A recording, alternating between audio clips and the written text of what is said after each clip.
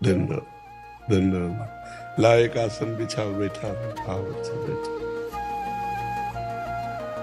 आओ मेरा, कैसे हो?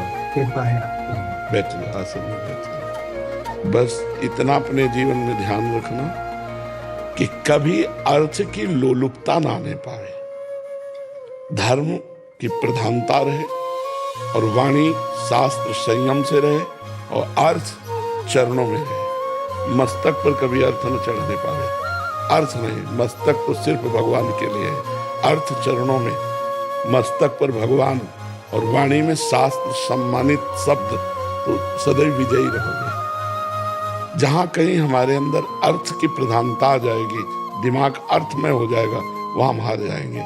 संसार में अर्थ ही सब कुछ नहीं होता, एक प्रतिष्ठा भी होती है।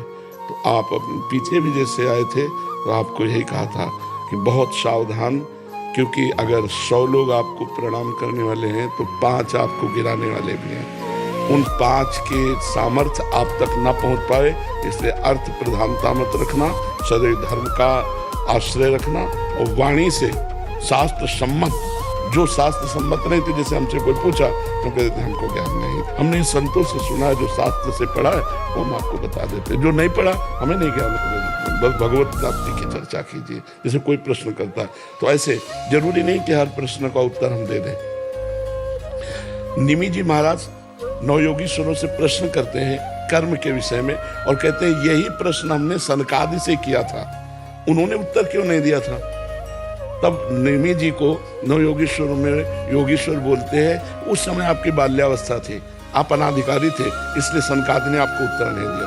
तो जरूरी नहीं कि अनाधिकारी को उत्तर दिया जाए, अगर अनाधिकारी है तो मौन, हम असमर्थ हैं आपके प्रश्न के उत्तर।